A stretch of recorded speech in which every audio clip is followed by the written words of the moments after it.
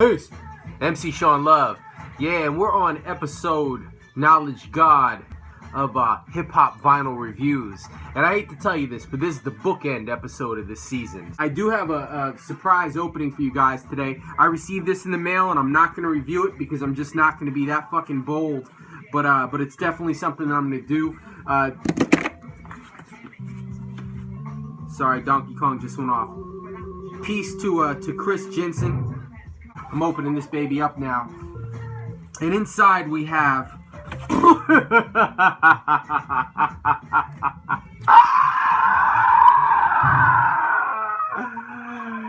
How many fucking dickless pieces of shit that want to talk trash on the internet can open your own goddamn vinyl from factory packaging and break the seal on that bitch?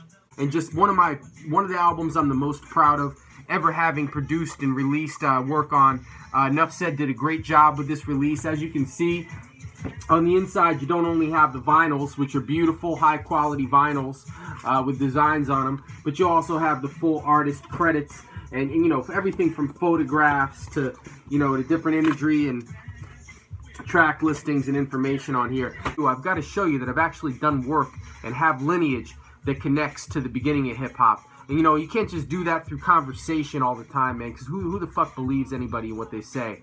But you know what you can do it through? Hardcore materials and plastics. This is my first record, my first vinyl record from 98, 99, almost directly after the vinyl I just showed you, which was the G.O.D. LP. And they worked together, Tony D and Rams, and they worked together when they were doing the joint monkey wrenches for me. The other time they worked together was on what happens to be either the or one of the, I'm thinking the first record that came out from Trenton, New Jersey, which is True Love. And there's a whole amazing story behind this. If people gave a shit, I could bust out all these albums and tell stories, but it's, you know, it just kind of seems like I gotta be talking about fucking tense racial subjects in order to maintain any kind of a viewership. You know, like we discussed earlier in the series, the Shakespeare, my old jam, Still Slam, recorded up at my Pop's place. You know, I was there for the whole recording of that. Courageous Chief, who now goes by Papa Chief, a fucking amazing MC, and just you know, just a character on wax. The guy's like a fucking smart cartoon on wax. You know, who had a huge presence in the Jersey area, in the East Coast, in the late 80s and early 90s. Later went on to do a Soldiers of Fortune project. As far as my own personal vinyl, and you know, that collection, you got Waiting for a Ghost, which is the most recent vinyl. Since then, in 2009, I did an album called Future Left Behind, also on Enough Said Records. This one did not make it to vinyl. I did an album with, you know, Grotesque Heads with Custodian of Records and Sebastian, who we call Ryden, and that's Grotesque Heads, which also did not make it to vinyl. And then finally my retirement album in 2016, Escape from Never Neverland, which is pretty dope because if you look at the cover of my original Never Neverland album from 2000, I went back and I got the same artist to do the cover. So this is the original from 2000 when I'm fucking young and strapping, and this is the 2006 and 16 when I'm tipping the fuck out the door. On the back cover, I got a picture of me with my box fade. So, you know, high quality throughout. After the G.O.D., I went on a rampage and did a whole bunch of albums in about a 1.5 year time span, which, you know, are underground classics to some. You know, Wired, Whack MC's Get Murdered Day, and, of course, the best one, Lord of the Living Room. Before that was the cassettes, like The Most Respected Brother, or this baby right here. You know, and of course Never Neverland also came out with a cassette, and this is the original cover before I had it touched up.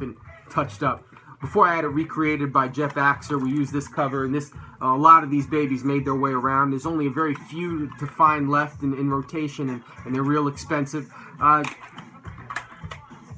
This album's completely out of rotation. Roll with us. For a good fucking reason. I mean, Liquor Story is a banger on here, and it's a great to have that on wax, but this album is filled with a couple of attempts at club bangers, which just went miserably.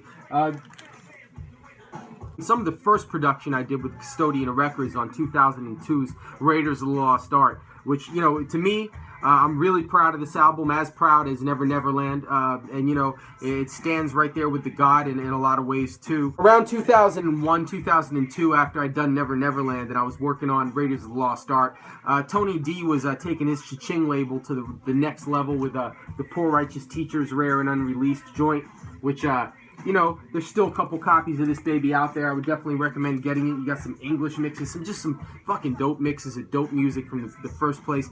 And also Tony and a rapper named Chaos from New Jersey and I were all friends in 2002.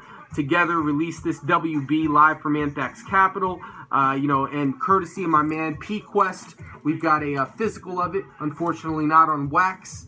You know, and a lot of more material where this came from. It's doing work with Nuff Said Records. I mean, they started out by featuring me and a couple of other artists on a beautiful vinyl called Nuff Said Presents. You know, with great artwork on there. I don't know if Discourse had to do with getting the artwork together from that. You have to forgive me. I don't know all the details of these releases. Then we did All Out War, you know, where there's a joint with like Delta and Self-Titled and, you know, Lazy Gray, and a lot of you guys that are not hip to the overseas scene, those names won't mean a lot to you. But a lot of these artists are well known overseas, and also great to be on a compilation with. All Out War vinyl, which also has a CD copy of it. You know, Nuff Said dropped my Shawn Love Do It single with Iron Mike on the chorus, and of course Prowler producing the beats. Really good shit in my opinion. I love doing this record, and I love how he had the Nintendo style cover for it. I thought that was dope. Followed up in 2004 with my Black Out of 77 album on Nuff Said Records, another vinyl I'm really proud of. And then later did some collaborations with him, like In Case You Didn't Know on vinyl, and Now You Know, which I also have cassettes for all this stuff, but I don't see the point in dragging out every damn cassette I have, CD I have to match the vinyl if you're looking at the vinyl.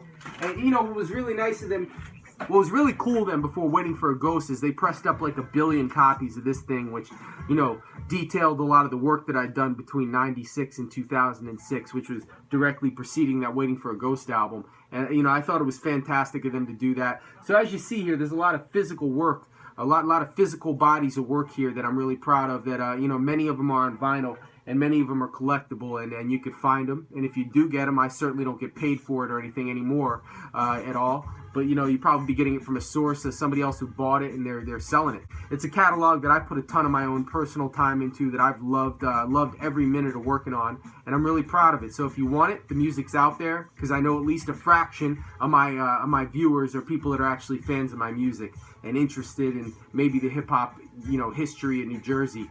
So you know, it's there. And not just mine, but all those other artists I mentioned. You know, all that stuff's highly collectible, and there's not a person or an artist or a piece of wax that I brought out and showed you that I don't believe is worth having. There's more. You know, there's shit that I don't even have. There's more vinyl, there's more cassettes, there's more CDs, and unfortunately, when you've been doing this for a real long time, shit just gets lost, and you just don't retain a copy of everything you worked on that was published, which is regrettable now. You know, so if you're an artist out there, you know, and even if you're only releasing files on the internet, man, you know, do your thing and save that shit. Back it up. If you've been watching the whole series, hopefully you appreciated some of my opinions about the classics that I brought out.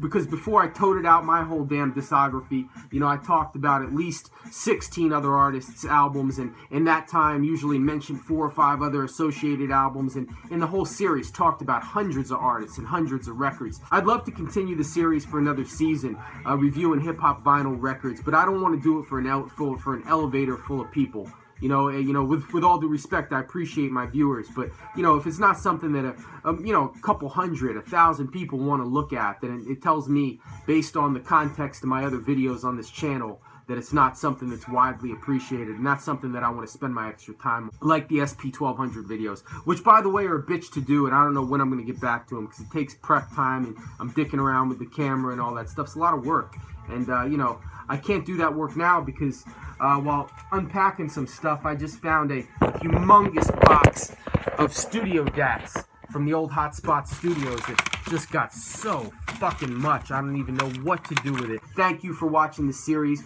I'm hoping you guys enjoyed it. And maybe if it's only 5, 10, or 15 different new hip-hop heads that are tuning in and discovering music they've never even heard of before because of this series, then it was worth doing. You know, I've got plenty of stuff. I got hundreds of videos on my channels. Peep them out and enjoy. And above all, keep buying records. Peace!